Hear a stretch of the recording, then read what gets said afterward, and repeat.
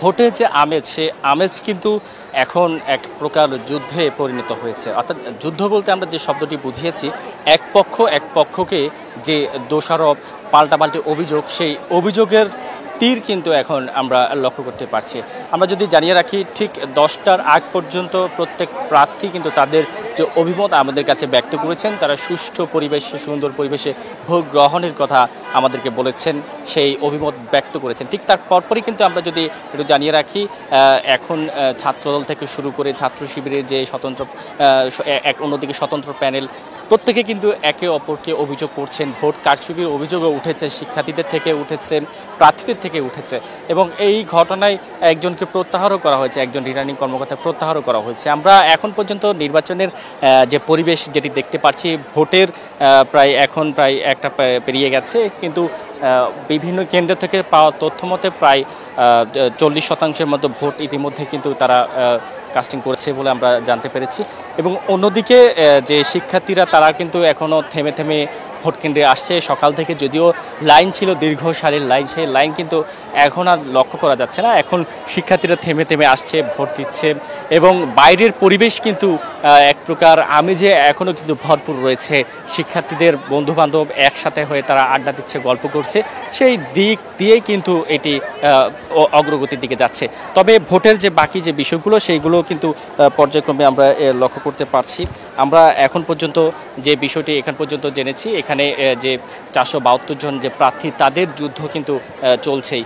অন্যদিকে বিশেষ করে কিছুক্ষণ আগে আমরা এখানে ছাত্রদলের যে ভিপি প্রার্থী আবিদ, তার সাথে কথা বলেছি। তিনি আমাদেরকে যে বিষয়টি জানিয়েছেন, আসলে ভিতরের যে অবস্থানগুলোর কথা, এবং একই সাথে শিবিরের একটি অভিযোগ রয়েছে যে ছাত্রদলের সভাপতি তিনি কেন্দ্রের ভিতরে গিয়েছেন এবং সেখানে পরিদর্শন করেছেন, সেইটিকেই প্রত্যাখ্যান করেছেন ছাত্রদলের ভিপি প্রার্থী আবিদ।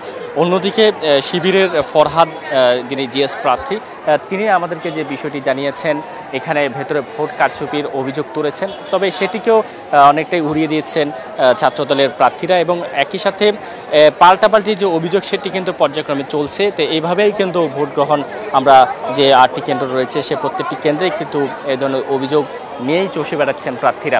আর আরেকটি বিষয়, যে আচরণবিধি লঙ্ঘনের যে বিষয়টি, সেটিও কিন্তু আমরা সরাসরি এসে প্রদর্শন করতে পেরেছি। বিশেষ করে লিফলেট বিতরণের যে বিষয়টি, প্রার্থীদের সাথে লিফলেট বিতরণের কার্যক্রম, সেটি একেবারেই আজকের দিনে বন্ধ থাকার কথা। কিন্তু আমরা যদি একটু দেখানোর চেষ্টা করি, নিচে কিন্তু পুরো জায়গাটা থেকে আমরা দেখেছি যে এখানে লিফলেট বিতরণ কার্যক্রম কিন্তু হয়েছে। আর এখনও প্রার্থীরা, তাদের যে ভোটাররা, তাদের ভোটারদের দ্বারা দ্বারা যাচ্ছেন, ভোট চাচ্ছেন, বিভিন্ন অভিযোগ তুলছেন। আমরা শিক্ষার্থী যারা ভোট দিয়েছেন, একটু তাদের সাথে কথা বলবো। একটু যদি আপনাদের সাথে জানতে চাই, আপনারা ভোট দিতে যাচ্ছেন, বা এই যে ভোটের আমেজ, সেই আমেজটা আপনাদের কাছে কেমন মনে হচ্ছে? ভালো লাগছে। আমরা এই প্রথমবার আর কি ঢাকা ইউনিভার্সিটি, আমরা 4th year student, so first time দিতে পারছি ভোট, সো ভালো লাগছে, ফিলিংসও ভালো লাগছে। এর আগের ডাকসু ভোট না আমরা দেখি, আমরা ক্যাম্পাসে থাকা অবস্থায় দেখিনি।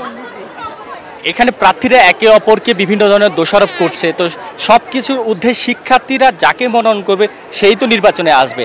আপনার কি মনে হয়, প্রার্থীদের এই পাল্টাপাল্টি অভিযোগের সাথে বাস্তবে কোনো মিল আছে কিনা? তারা ভোট কারচুপির বিভিন্ন অভিযোগ তুলছে, এটা কি আপনারা বাস্তবে মিল পাচ্ছেন কিনা? সেটা আসলে নির্বাচনের রেজাল্ট হওয়ার পরে বোঝা যাবে। আমরা এখনো আসলে অত অপিনিয়ন দেওয়ার মতো অত নলেজ এই মুহূর্তে আমার কাছে নেই, তো বলতে পারছি না আর কি। দিন শেষে ভিপি, জিএস যারাই হবেন, তাদের কাছে আপনাদের প্রত্যাশা কি থাকবে? প্রত্যাশা এটাই থাকবে যে ওরা যা যা প্রমিসেস করেছে সোফার, যাতে ওগুলো মেনটেন করে, আর হ্যাঁ, ওভারঅল ডিউর এনভায়রনমেন্টে যাতে বেটার হয়, এটাই। আমরা মাত্র এসেছি, সো এখনো বুঝতে পারছি না আসলে, সো এটাই আর কি। দর্শক দেখতে পাচ্ছেন, শিক্ষার্থীরা কিন্তু তারা এখনও একই ভোট কেন্দ্রে অবস্থান নিয়েছেন, ভোট দিচ্ছেন, এবং এখানে বিভিন্ন অভিযোগের বিষয় আমরা দেখছি।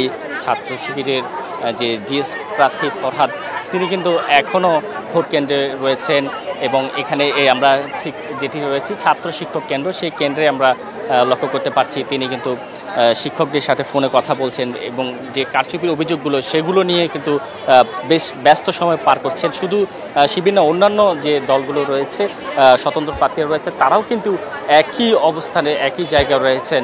এবং সেই সাথে যদি আমরা একটু জানিয়ে রাখি, এখন পর্যন্ত বাকি কেন্দ্রের যে তথ্যগুলো, সেখানে আমরা যে খবরটি পেয়েছি, সেখানে এখন পর্যন্ত কার্জন হলের একজন ছাড়া, একজন রিটার্নিং কর্মকর্তা ছাড়া কাউকে বহিষ্কার বা অব্যাহতির কোনো ধরনের আমরা তথ্য পাইনি। তবে এই বিষয়গুলোকে নিয়েই কিন্তু আইনশৃঙ্খলা বাহিনীও অবস্থান রয়েছেন। তাদের কাছে অভিযোগ গিয়েছে যে ভুয়া ভোটার প্রবেশ করছে, এমনও অভিযোগ কিন্তু প্রার্থীরা করেছে। তো সেই বিষয়টি যেন কোনো ধরনের কোনো অপ্রীতিকর ঘটনা সৃষ্টি না করে, সেক্ষেত্রে আইনশৃঙ্খলা বাহিনী অবস্থান নিয়েছেন। আইনশৃঙ্খলা বাহিনী কিন্তু আমাদেরকে যে বিষয়টি জানিয়েছেন, সেটি ক্ষেত্রে আমরা জেনেছি তারা নিরাপত্তার ক্ষেত্রে তারা সজাগ থাকবেন।